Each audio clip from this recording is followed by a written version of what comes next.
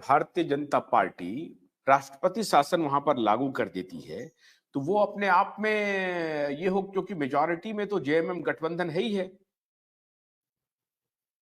बिल्कुल है। और जेएमएम की अभी सरकार वहां समझिए चंपई सोरेन को जो इलेक्ट किया गया है, नेताओं सहित विधायक दल का नेता बनाया गया है।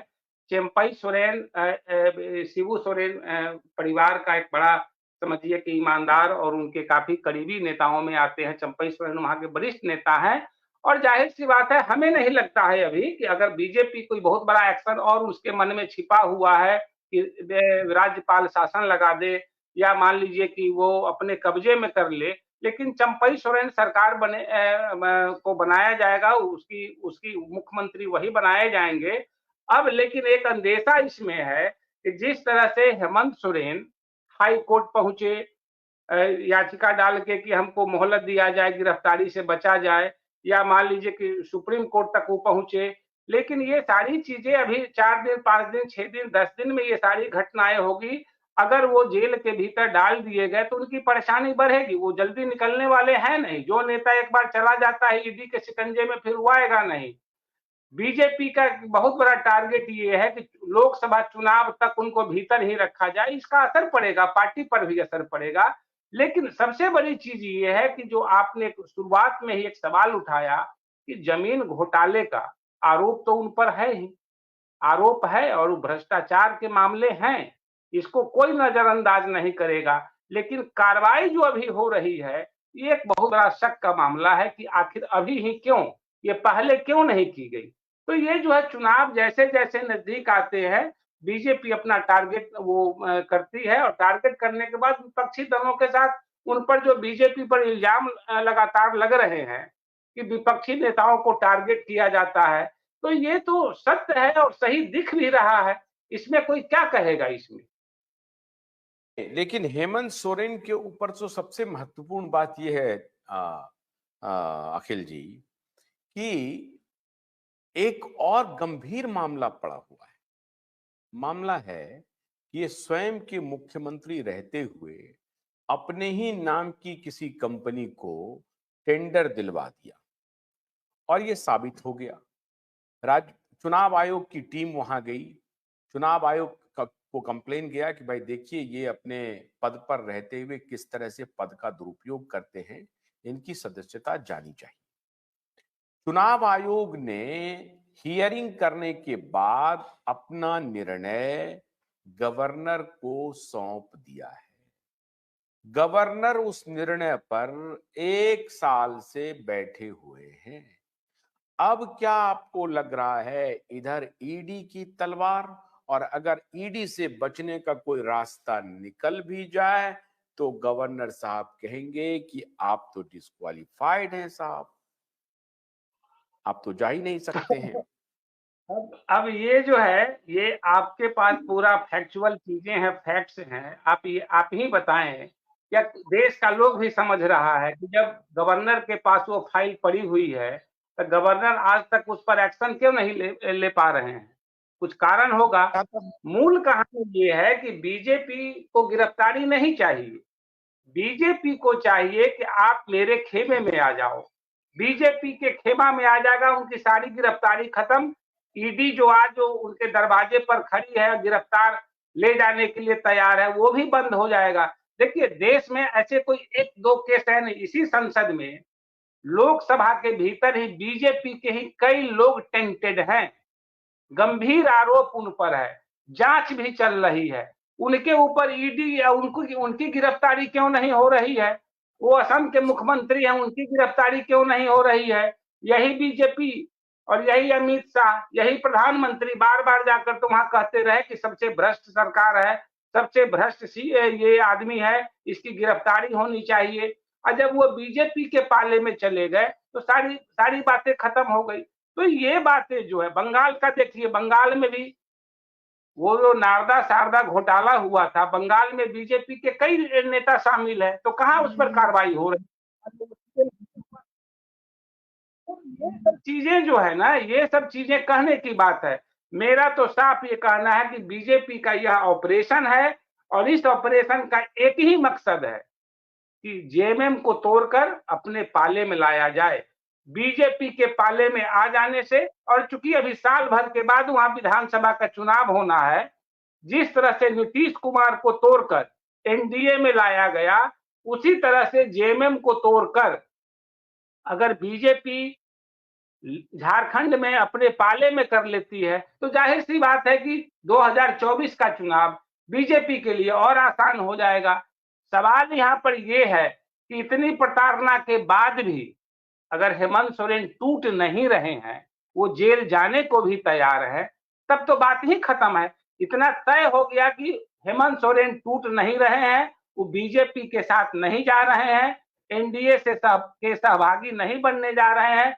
जो होगा सो देखा जाएगा। हमें यही लगता है, चूंकि अब ये जो लड़ाई है, हमारे पास जो जानकारी है, हमारे पास जो जानकारी है, मुझे हंसी आती है, लेकिन मुझे ये कहना पड़ रहा है सूत्रों के हवाले से कि भारतीय जनता पार्टी अद्भुत पॉलिटिक्स हो रही है। मुझे बहुत हंसी आ रही, मैं रोक नहीं पा रहा हूं। भारतीय जनता पार्टी ही कहती है कि देखिए, हम आपको जेल में नहीं ले जाएंगे, जेल में ले जाने का पूरा नाटक करेंगे और आप क्या करिएगा कि आप अपनी पत्नी को देने लगिएगा, और इधर कहते हैं कि ठीक है आप अपनी पत्नी को देने लगेगा, उधर पार्टी वालों को भड़काते हैं, अपने उन्हीं के भाई को, उनकी भाई के पत्नी को भड़काते हैं जाकर के कि देखो वो अपनी पत्नी को देने जा रहा है, वो पार्टी तोड़ करके हमारे साथ आ जाओ। वो सारी बातें प्लांटेड है, वो उसमें कोई दम नहीं। सीता सोरेन की बात आप कर रहे हैं, सीता सोरेन की बात। प्लांटेड नहीं, मैं यही कह रहा हूं कि प्लांटेड नहीं, पार्टी अपने तरफ से प्रयास कर रही है। भाई जेडीयू में उन्होंने कोशिश किया, भारतीय जनता पार्टी ने आरसीपी सिंह को ला करके, याद होगा आपको, आरसीपी सिंह को मौका भी दिया, वो परफॉर्म नहीं कर पाए, बैट्समैन लाए, बोरो किया, लेकिन बोरो प्लेयर जो है वो ठीक से खेल नहीं पाया, तो वो हार गया। तो आजकल आरसीपी सिंह की कोई चर्चा भी नहीं है, आप सुनते हैं कहीं पर आरसीपी सिंह कहाँ है? कोई चर्चा नहीं है। लेकिन आरसीपी सिंह को जो लाया गया था, उनको जो यहाँ मंत्री बनाया गया, आरसीपी सिंह को सब कुछ सौंपा गया, पाग पहनाया गया, और वो बयान देने लगे जा करके कि ये चुरा पार्टी करते हैं, हाँ शाम को भुजा पार्टी होती है। इस तरह का जो बयान आरसीपी जी के तरफ से आ रहा था, तो उनको एक टारगेट था कि भाई जेडीयू को आप तोड़ो, जेडीयू को तोड़ नहीं सके। फिर बहुत लोग तो ये कह रहे हैं कि ये भी पूरा प्लांट हुआ कि ललन सिंह जो है on behest of Nitish Kumar, they played a mega game.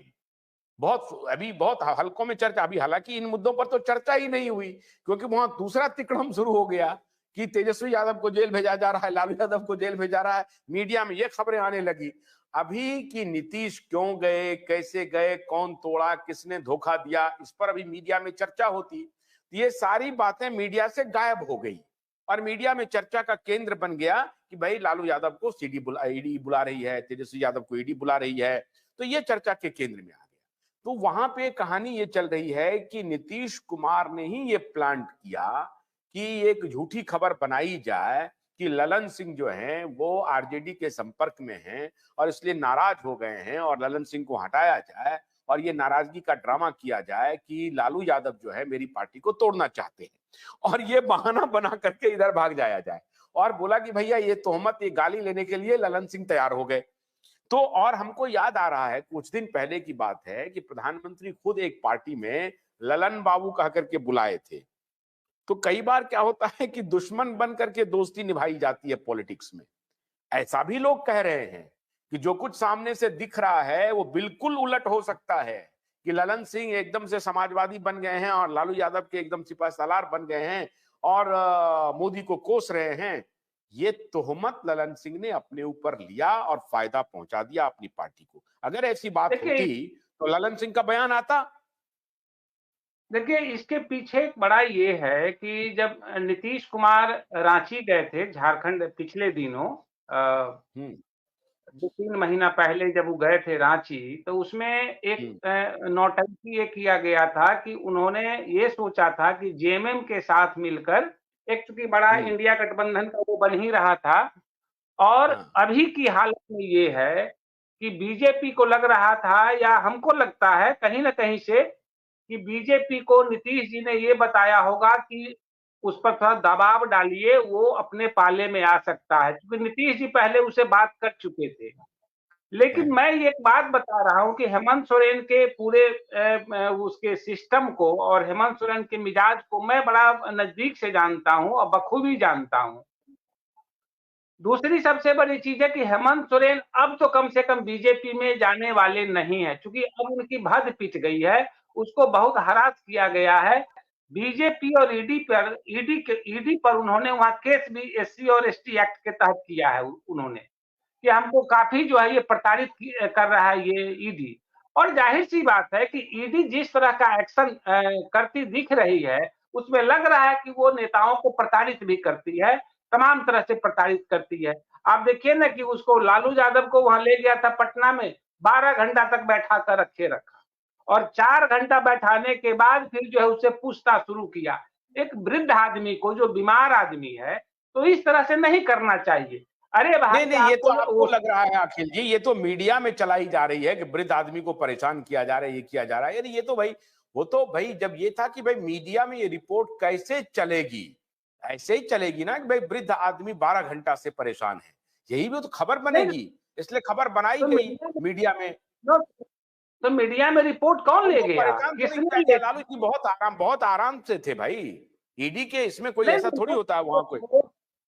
मैं ये नहीं कह रहा, वो वृद्ध हो चाहे जो भी हो, केस मुकदमा है तो पूछताछ होगी, मैं उस पक्ष में नहीं जाता। मेरा ये कहना है कि आपको इसको लालू यादव को गिरफ्तार करना है, उसके परिवार के और लोगों को गिरफ्तार करो ना भैया। ये महीना 4 महीना से पूछताछ किस बात का कर रहे हो? इस पूछताछ से क्या लेना देना है? आपको लेकर सीधे बंद कर दीजिए। आपके पास केस है, उसके खिलाफ सबूत है, आप बंद करिए। एक ही ये तो टॉर्चर करने की पूरी कहानी है ना, टॉर्चर ही तो है। हेमंत सोरेन से ही बार बार पूछताछ की जा रही, किस बात की पूछताछ है भाई? कई बार पूछताछ हो चुकी है। टॉर्चर, अगर उनको अरेस्ट नहीं किया जा रहा है तो टॉर्चर क्यों किया जा रहा है? उससे लाभ क्या हो रहा है? मेरा ये कहना है कि अगर पॉलिटिकल लाभ की बात आप कह रहे हैं तो ये जो मीडिया ऑप्स है, एक मीडिया इवेंट है, क्योंकि अभी सरकार जो पलटी मारी है, नीतीश जी जो पलटी मारे हैं, तो अभी पूरे देश भर में ये चर्चा होते रहती और नीतीश कुमार की भद पिटती रहती, तो इस पूरे डिस्कोर्स को ही बदल दो। सरकार तो बन गई, अपना काम कर रही है, इस पर फोकस कर दो, ईडी पर फोकस कर दो। जी, ये तर्क बहुत बढ़िया है। ये जो आपका सवाल है, ये मैं इसको यकीन करता हूं और विश्वास करता हूं कि इसके पीछे एक बहुत बड़ा तर्क ये हो सकता है कि नीतीश के केस को, नीतीश कांड कहिए, नीतीश ने जो कांड किया, उस कांड को छुपाने के लिए, दबाने के लिए एक नया फ्रंट खोल दिया गया। तो इस भोलानाथ का ब्रश कटर एक बैटरी से चलने वाली मशीन है जिसका चार्जिंग समय 3.5 घंटे है। इसे हम 6 से 8 घंटे बिना रुके चला सकते हैं। एक बार चार्ज करने पर ये 16,000 स्क्वायर फीट गेहूं, चावल, बजरा, जोबर के खेत काट सकता है, जबकि इसी कार्य को पेट्रोल ब्रश कटर 1,000 रुपए पेट्रोल का खर्चा करता है।